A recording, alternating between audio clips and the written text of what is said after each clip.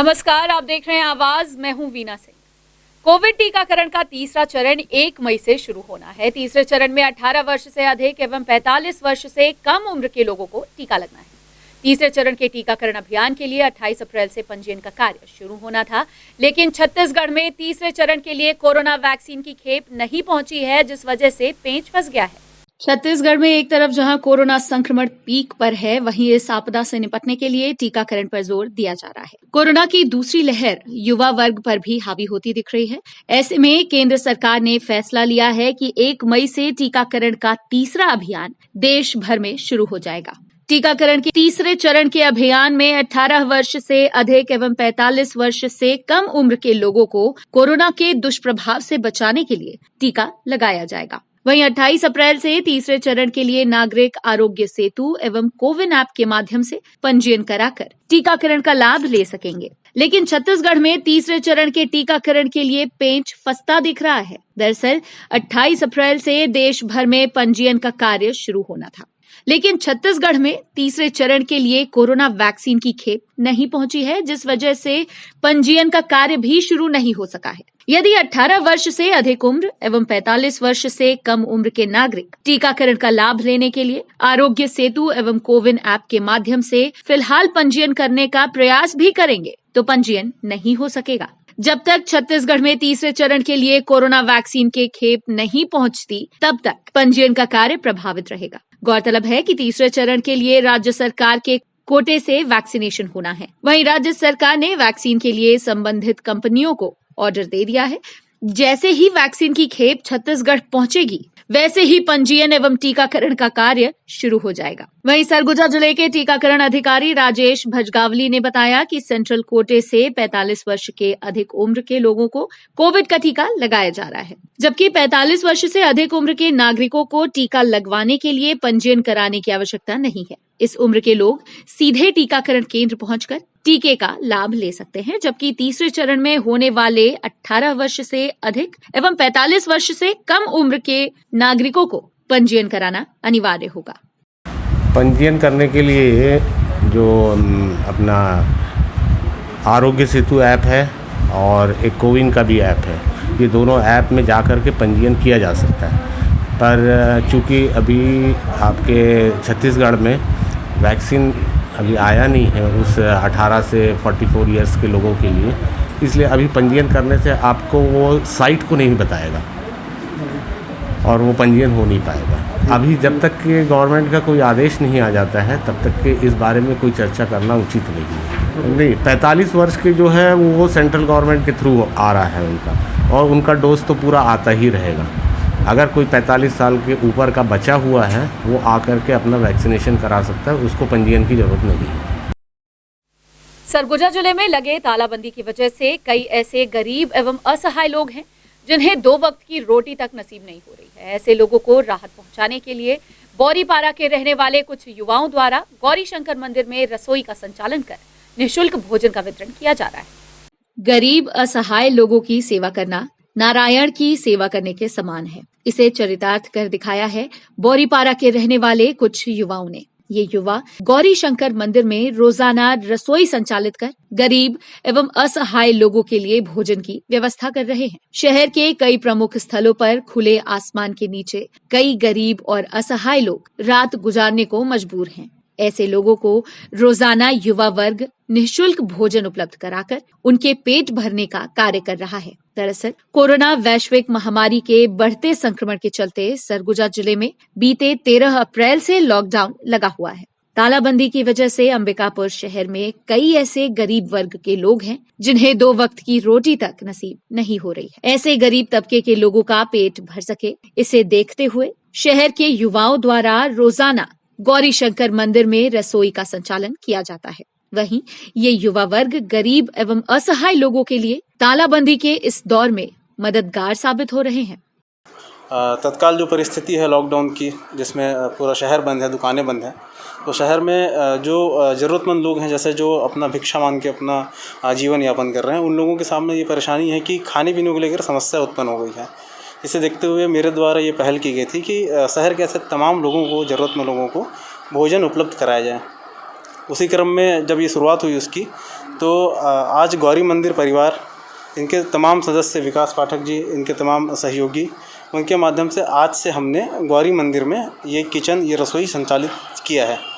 और यहाँ से शहर के जितने भी ज़रूरतमंद लोग हैं उन तक ये भोजन हम लोग उपलब्ध करा रहे हैं। तो तकरीबन 100 से 150 पैकेट का रोज़ाना हम लोग भोजन यहाँ से उपलब्ध करा रहे हैं। साथ साथ किसी भी ज़रूरतमंद को अगर भोजन इस बीच नहीं मिलता है तो एक मंदिर हमने एक स्थायी पता रखा हुआ जहाँ पे भोजन उनको उपलब्ध हो जाता है। तो भोजन की तैयारियाँ और वितरण जो भी चीज़ें हैं वो मंदिर प्रांगण से ही संचालित हो रहा है। तो और तमाम ऐसे सहयोगी हैं जो अपना सहयोग हम तक रख रहे हैं। और आप लोग के माध्यम से मैं एक आग्रह भी करना चाहता हूँ कि शहर के और भी अगर कोई ऐसे लोग हैं तो वो अपने स्तर पे या हमारे माध्यम से इस सेवा में अपना सहयोग दे सकते हैं। तो किसी प्रकार का कोई सहयोग या ज़रूरत अगर उनको हो तो इस मंदिर से वो हमसे संपर्क कर सकते हैं। अंबिकापुर के गांधीनगर थाना क्षेत्र अंतर्गत मंगलवार की रात नकाबपोश बदमाश घर पर बैठे एक शख्स पर गोली दागकर मौके से फरार हो गए। इस दौरान पीड़ित के पेट एवं अंगूठे पर गोली लगी है, जिसे इलाज के लिए मेडिकल कॉलेज अस्पताल में भर्ती कराया गया है। वहीं पुलिस संदेह के आधार पर कुछ संदिग्धों को हिरासत में लेकर मामले की पूछताछ कर रही है। सरगुजा जिले में कोरोना संक्रमण के सामुदायिक विस्तार की वजह से लॉकडाउन लगा हुआ है। तालाबंदी का पालन कराने के लिए पुलिस एवं प्रशासन की टीम शहर के चौक चौराहों एवं गली मोहल्लों में घूमकर नजर बनाई हुई है। पुलिस की सख्ती के बावजूद अंबिकापुर अपराधियों के हौसले बुलंद हैं। पुलिस दावा कर रही है कि शहर की सुरक्षा में पुलिस के जवान 24 घंटे तैनात हैं। यदि ऐसे में थाने से महज 1.5 किलोमीटर दूर गोलीकांड हो जाए तो पुलिस की कार्यप्रणाली पर सवाल उठना लाजमी है। ताजा मामला गांधीनगर थाना क्षेत्र अंतर्गत भगवानपुर खुर्द स्थित कुशवाहा मोहल्ले का है, जहां मंगलवार की रात करीब 8:30 बजे बाइक सवार 2 नकाबपोश बदमाश घर के बाहर बैठे एक व्यक्ति पर गोली दागकर मौके से फरार हो गए। इस दौरान पीड़ित के पेट एवं अंगूठे पर गंभीर चोट आई है, जिसे इलाज के लिए अंबिकापुर मेडिकल कॉलेज अस्पताल में भर्ती कराया गया है। गांधीनगर पुलिस के अनुसार कुशवाहा मोहल्ला निवासी देव कुमार बीते कई वर्षों से किराए के मकान में रहकर वाहन चलाने का कार्य करता है। मंगलवार की रात पीड़ित अपने घर के बाहर बैठा हुआ था, वहीं उसकी पत्नी घर के अंदर काम कर रही थी। इसी दौरान फिल्मी अंदाज में बाइक सवार 2 नकाबपोश बदमाश मौके पर पहुंचे और पीड़ित से हालचाल पूछते हुए उस पर अचानक पिस्टल से गोली दाग दिए। इधर गोली की आवाज सुन पीड़ित की पत्नी भागते हुए घर से बाहर निकली। अज्ञात आरोपियों ने पीड़ित की पत्नी पर भी बंदूक तान दिया, लेकिन महिला के हिम्मत की वजह से उसे गोली नहीं लगी। आत्मरक्षा में महिला ने डंडा उठाकर बदमाशों पर हमला कर दिया। इसी बीच आस पड़ोस के लोग मौके पर इकट्ठा हो गए। लोगों की भीड़ इकट्ठा होती देख आरोपी मौके से फरार हो गए। इसके बाद स्थानीय लोगों की मदद से पीड़ित को इलाज के लिए अस्पताल में भर्ती कराया गया। इस मामले में गांधीनगर पुलिस संदेह के आधार पर कई संदिग्धों को हिरासत में लेकर पूछताछ कर रही है। पुलिस का दावा है कि जल्द आरोपी सलाखों के पीछे होंगे। लेकिन इस गोलीकांड के बाद गांधीनगर पुलिस की कार्यप्रणाली एवं रात्रि गश्त पर भी सवाल उठने लगा है। आखिर पुलिस की चाक चौबंद के बाद भी अपराधियों के हौसले कैसे बुलंद है? भगवानपुर खुर्द में कुशवाहा मोहल्ला है, वहाँ देव कुमार खेरवार नाम का एक व्यक्ति रहता है जो ड्राइवरी का काम करता है। कल वो अपने घर के पास बैठा हुआ था। उसी समय 2 व्यक्ति आए और हालचाल पूछने के बाद उसके ऊपर फायर किए थे, जो उसके हाथ में और पेट में चोट लगी है और उनके द्वारा उसकी बीवी के ऊपर भी फायर किया गया था। बाद में आस पड़ोस के लोग इकट्ठा होगा, उसकी बीवी के द्वारा जलती लकड़ी से उनके ऊपर वार करने पर वहाँ से भाग गए हैं। 3 लोग की पता चला है, 3 लोग थे, अभी पता तलाश किया जा रहा है।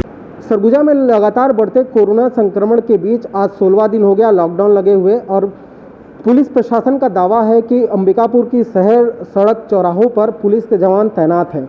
लोग घरों के अंदर है। अगर यदि ऐसे में आपराधिक घटनाएं घटती है तो कहीं ना कहीं पुलिस की नाकामी है। हम इसलिए बोल रहे हैं कि आज अंबिकापुर शहर में गोलीकांड हुआ है, यानी एक ड्राइवर को कुछ नकाबपोश लोगों ने गोली मारी है। पूरा घटना गांधीनगर थाना क्षेत्र का है, कुशवाहा पारा का है। आप देख सकते हैं कि एक जो ड्राइवर है इसे गोली लगी हुई है और ये यहाँ पे मेडिकल कॉलेज अस्पताल में सोया हुआ है। पेट पे ये गोली लगी है। देखिए गोली के निशान से जब गोली उनके ऊपर चलाई गई अपराधियों ने तो ये पूरा हिस्सा जो आपको नज़र आ रहा है वो जल चुका है। और यहाँ पे गोली का जो डॉक्टर्स हैं वो जो गोली लगी हुई उसको निकालने का प्रयास किए हुए हैं और इनकी ये हाथ को दिखाते हैं कि जो अंगूठा है आधा गायब हो चुका है, यानी गोली लगने से आधा अंगूठा कट चुका है और गंभीर हालत में इनका उपचार चल रहा है। हालांकि ये बातचीत करने के स्थिति में है। हम आपसे जानते हैं कि पहले आपका नाम क्या है, आप बताइए। देव कुमार। आज आपके साथ क्या घटना घटी, आप कहाँ के रहने वाले हो?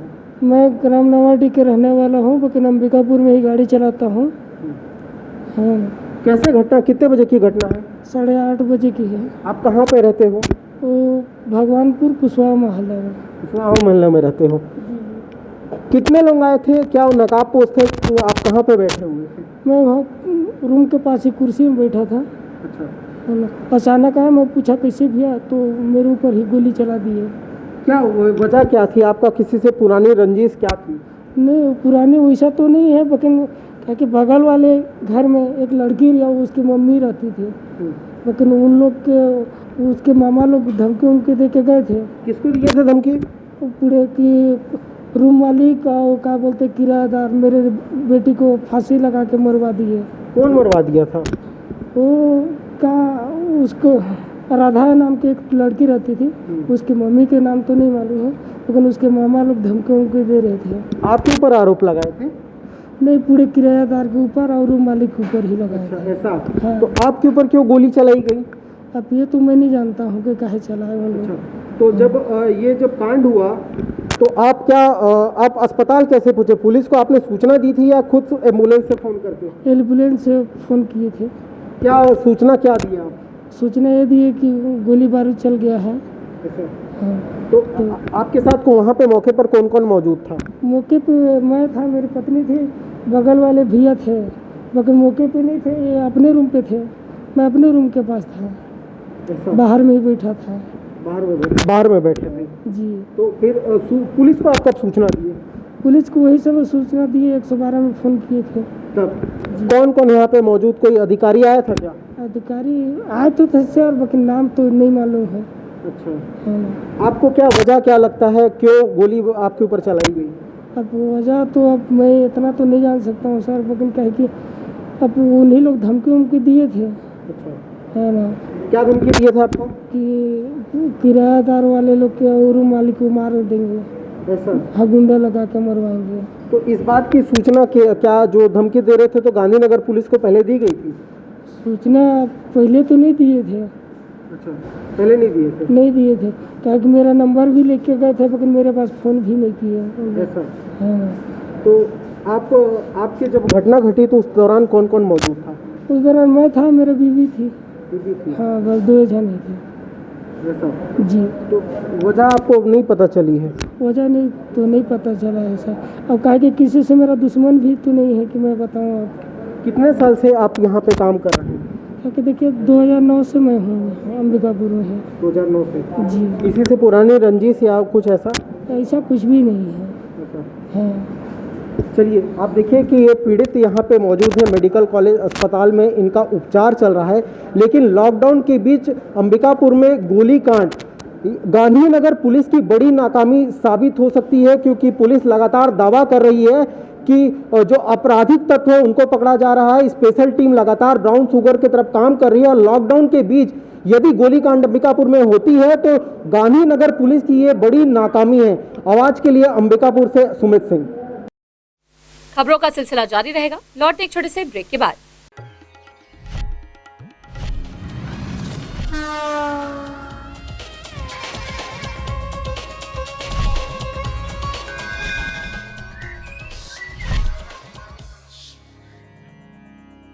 वीएम इंटरनेट सर्विस शहर का सबसे सस्ता high speed fibre internet service. 100 MBPS मात्र 700 रुपए में विद टैग। तो चाहे वर्क फ्रॉम होम हो या ऑनलाइन क्लास, याद रखें वीएम इंटरनेट सर्विस। अधिक जानकारी के लिए संपर्क करें Vande Mahamaya cable network. VM internet service, Alaknanda complex, प्रथम तल, अग्रसेन चौक, अंबिकापुर, सरगुजा। Mobile number 9111785555 7440765555। इस न्यूज के स्पॉन्सर हैं Neha annex the complete family mart. Free home delivery चालू। किराना, सब्जी, कॉस्मेटिक के लिए संपर्क करें। एड्रेस पुराना bus stand, Ambikapur. Mobile number 7000593319।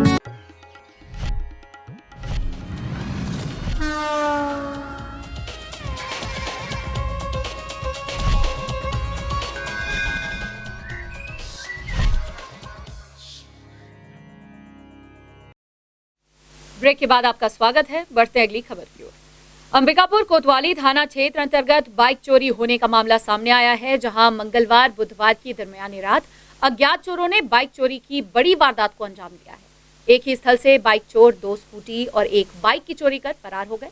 इधर पीड़ितों की शिकायत के बाद भी कोतवाली पुलिस हरकत में आती नहीं दिख रही है। अंबिकापुर शहर में बाइक चोरों के हौसले बुलंद हैं। तालाबंदी के इस दौर में जहां लोग अपने घरों में कैद हैं, वहीं शहर की सड़कों पर बाइक चोर बेखौफ होकर घूम रहे हैं, जबकि पुलिस हाथ पर हाथ धरे बैठी है, जिसका फायदा उठाकर चोर गिरोह ने मंगलवार बुधवार की दरमियानी रात बाइक चोरी की बड़ी वारदात को अंजाम दिया है। मामला कोतवाली थाना क्षेत्र अंतर्गत डीसी रोड स्थित बंगाली पारा का है। जानकारी के मुताबिक अज्ञात चोर चोरी की वारदात को अंजाम देने देर रात बंगाली पारा पहुंचे थे। इस दौरान मौके का फायदा उठाकर अज्ञात चोरों ने घर के सामने खड़ी 2 स्कूटी और 1 बाइक की चोरी कर मौके से फरार हो गए। सुबह के वक्त जब पीड़ितों की नींद खुली, तब इस मामले का खुलासा हुआ। वहीं पीड़ितों ने बुधवार की सुबह कोतवाली थाने पहुंचकर घटना की शिकायत कोतवाली थाने में दर्ज कराई, जबकि कोतवाली पुलिस शिकायत मिलने के कई घंटे बाद भी इस मामले में अपराध दर्ज नहीं की है।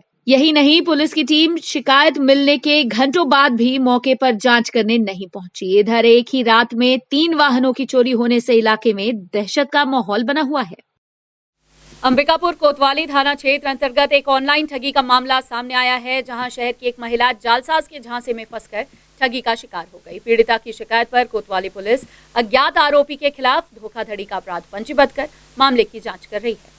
लॉकडाउन के दौरान घर पर बैठे लोग ऑनलाइन ठगी का शिकार हो रहे हैं। इधर सरगुजा जिले में लगातार ऑनलाइन ठगी की वारदात बढ़ रही है। बावजूद इसके पुलिस ऐसे मामलों को रोकने में नाकाम साबित हो रही है। इसी कड़ी में एक मामला सामने आया है, जहां शहर की एक महिला ऑनलाइन ठगी का शिकार हो गई। पुलिस के मुताबिक दर्रीपारा निवासी एक महिला के पास उसके मोबाइल नंबर पर मंगलवार की शाम एक अज्ञात शख्स ने फोन किया। शख्स ने अपने आप को फोन पे का मैनेजर बताकर महिला को अपने झांसे में फंसा लिया। बातचीत के दौरान अज्ञात शख्स ने पीड़िता से कहा, फोन पे का इस्तेमाल करती है तो उसे इंसेंटिव के तौर पर 5,000 रुपए मिलेंगे।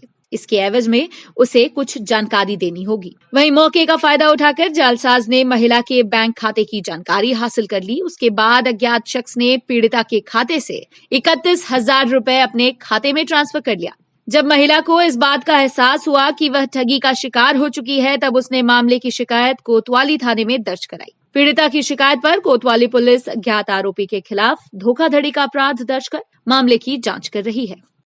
मामला फ़ोन पे का है, जिसमें प्राथिया दर्रीपारा की रहने वाली है, जिसके फ़ोन पर एक फ़ोन आता है और बोलता है कि मैं फ़ोन पे का मैनेजर हूँ और आपको इंसेंटिव आया है करीबन 4,990 रुपये, उसको डालना है, आप अपना फ़ोन पे चालू कीजिए। जब वो फ़ोन पे चालू करती है, उसके बाद अकाउंट नंबर को जैसे ही टच करती है, उसके अकाउंट से 31,000 रुपया निकल जाता है। ऑनलाइन ठगी जैसा हो रहा है तो बाहरी कोई भी फ़ोन आता है या मैसेज आता है, उसको टच ना करें और इसकी सूचना पुलिस को दें ताकि उनके ऊपर कार्रवाई हो सके। सूरजपुर जिले की बसदेई चौकी पुलिस को बड़ी सफलता हाथ लगी है। पुलिस की टीम ने नशीली दवाइयों के साथ 2 आरोपियों को गिरफ्तार किया है।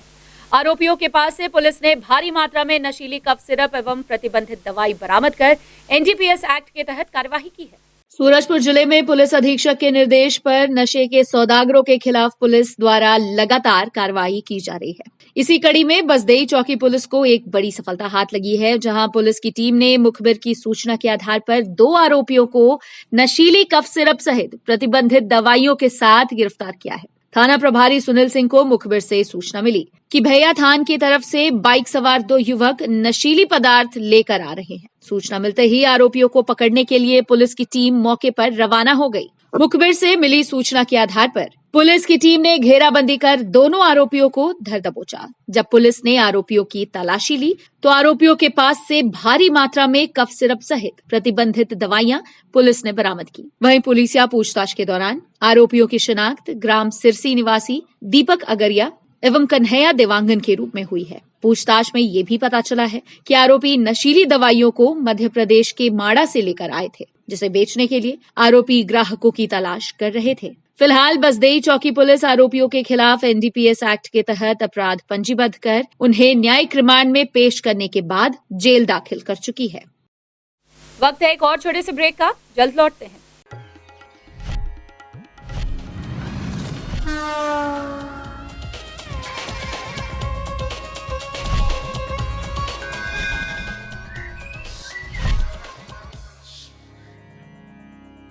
वीएम इंटरनेट सर्विस शहर का सबसे सस्ता high speed fibre internet service 100 MBPS मात्र 700 रुपए में विद टैग। तो चाहे वर्क फ्रॉम होम हो या ऑनलाइन क्लास, याद रखें वीएम इंटरनेट सर्विस। अधिक जानकारी के लिए संपर्क करें Vande Mahamaya cable network. VM internet service, Alaknanda complex, प्रथम तल, अग्रसेन चौक, अंबिकापुर, सरगुजा। Mobile number 9111785555 7440765555। इस न्यूज के स्पॉन्सर हैं Neha annex the complete family mart. Free home delivery चालू। किराना, सब्जी, कॉस्मेटिक के लिए संपर्क करें। एड्रेस पुराना bus stand, Ambikapur. Mobile number 7000593319।